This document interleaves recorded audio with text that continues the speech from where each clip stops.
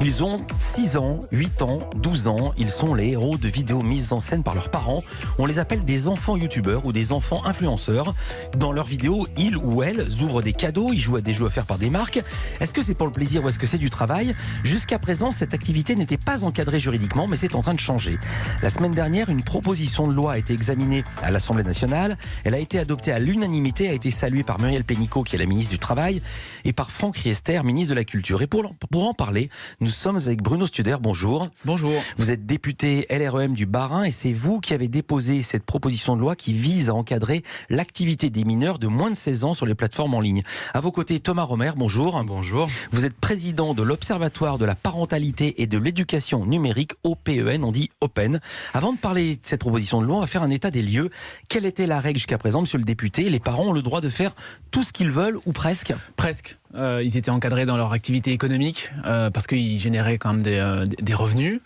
Mais sinon, l'état des lieux, c'est qu'il y avait un double vide juridique. Dans le cas où il y avait une relation de travail qu'on pouvait clairement établir entre le parent et l'enfant, eh bien, l'enfant n'était pas protégé par le statut, par exemple, qui existe pour les enfants du spectacle, les enfants acteurs, les enfants chanteurs ou les enfants mannequins. Oui, par exemple, c'est très très précis. Par exemple, des enfants chanteurs qui montent sur scène ne peuvent pas jouer tous les soirs, les 5 soirs de la semaine. Il faut en prévoir plusieurs dans la distribution et plein de choses comme ça. C'est ça, il y a un ensemble de protections. Alors d'abord, le droit au consentement, on examine comme s'ils sont d'accord. Ensuite, le droit au loisir, le droit au repos, le droit à l'instruction. On vérifie, les services sociaux vérifient que l'enfant va bien ou à l'école ou est en tout cas bénéficiaire d'une instruction. Et puis après, bien entendu, il y a la question de où est-ce que va l'argent qui est généré par l'activité. Dans le cas des enfants du spectacle, c'est de l'argent qui est placé sur un compte en banque jusqu'aux 18 ans de l'enfant. Il ne peut jamais toucher. Alors la proposition de loi, votre proposition de loi a été adoptée par l'Assemblée. Elle va être examinée ensuite au Sénat, c'est la règle. L'activité des mineurs de moins de 16 ans va donc être encadrée. C'est sur les plateformes en ligne. Comment exactement ? Quel encadrement ? Que prévoit votre projet ? Alors c'est effectivement un encadrement, c'est pas une interdiction. Il ne s'agit pas d'interdire. Après tout, on peut se réjouir qu'il y ait des nouvelles formes d'expression, de création, voire d'entrepreneuriat sur Internet. Mais il faut toujours se dire qu'il faut respecter et protéger les intérêts supérieurs des enfants. Donc on va dans certains cas transposer simplement ce qui existe pour les enfants du spectacle à ces enfants youtubeurs. On va les faire rentrer dans cette catégorie parce qu'on peut établir une relation de travail entre notamment le parent qui donne des consignes et l'enfant qui les exécute. Et puis après c'est monétisé, puis ça fait l'objet du placement de produits. Mais après, ce qui est passionnant avec Internet, c'est que ça rebat toutes les cartes. Ça rebat notamment les cartes de l'espace privé, l'espace public. On l'a pu le voir ces derniers jours avec force, mais ça rebat aussi toutes les cartes, notamment celle du droit du travail. Parce que dans certains cas, il y a des enfants qui ne sont pas dans une relation de travail. Par exemple, il n'y a pas de consigne. Vous pouvez filmer votre enfant dans la vie de tous les jours, monétiser la vidéo, faire du placement de produits. Par exemple, votre enfant joue bien au foot, vous le filmez, vous monétisez la vidéo et puis vous passez un contrat avec une marque de sportswear pour qu'il porte les bonnes marques de chaussures dans la vidéo, etc.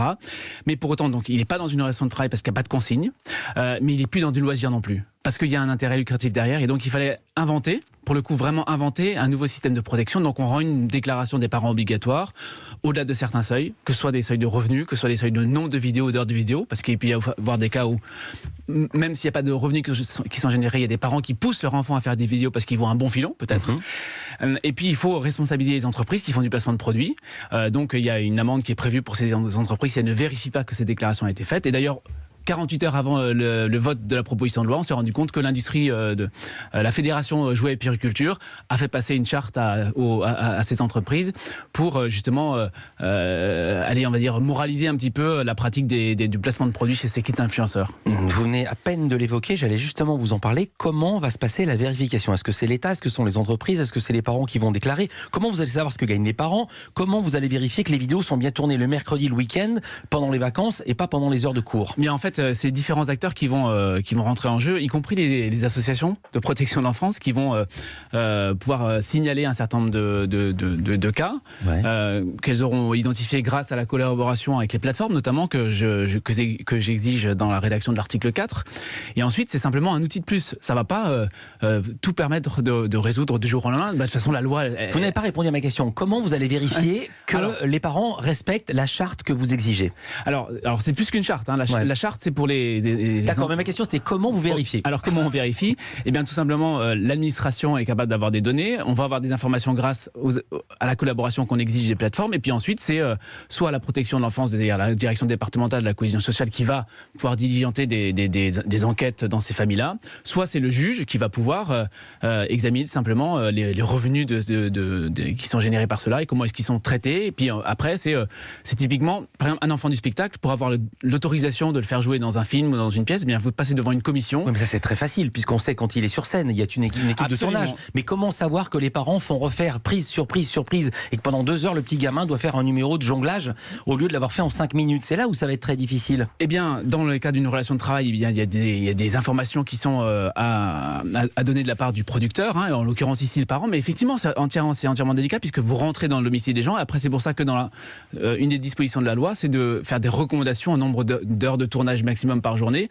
Dans le cas où on n'a pas une relation de travail, mais effectivement, c'est pas facile de le contrôler, mais ça n'est pas impossible. En tout cas, c'est un nouvel outil à disposition, encore une fois, des associations, de l'autorité départementale et du juge. Thomas Romer, je l'ai dit, vous êtes président de l'association Open, l'Observatoire de la parentalité et de l'éducation numérique.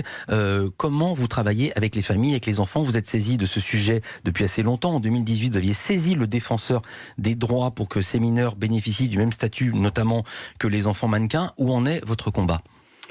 Écoutez, alors d'aujourd'hui, on n'a aucune réponse. On avait même saisi la justice. Ouais. On n'a pas de réponse. On avait demandé une qualification justement en voyant clairement un parallèle avec l'industrie du spectacle et toute cette loi très protectrice qui était d'ailleurs issue d'une histoire que tout le monde, peut-être vos auditeurs se souviennent, l'affaire Jordi. Ouais, bien sûr. Et qui avait permis la mise en place justement de cette loi qui est plutôt bien fichue, parce qu'on râle souvent en France, on dit souvent que les choses qui vont pas, mais là on avait quand même une loi qui était très bien faite, qui n'était pas dans l'interdiction, mais plus dans l'encadrement, la protection de publics vulnérables que sont les enfants.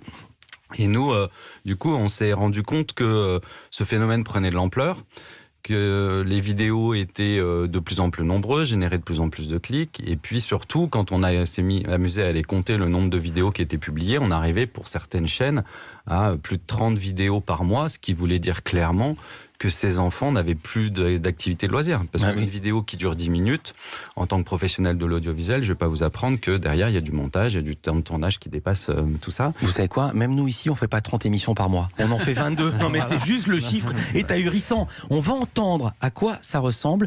On marque une pause, les enfants peuvent se reposer et ensuite on va entendre. Ils peuvent nous écouter parce que, chance, nous sommes en vacances scolaires, enfin, dans certaines zones. On parle ce matin du travail des enfants youtubeurs et influenceurs dont certains cumulent parfois des millions de vues sur Internet. Une loi pour encadrer et protéger les activités rémunératrices de ces mineurs a été votée par l'Assemblée nationale. On continue à en parler avec nos invités dans un instant sur Europe.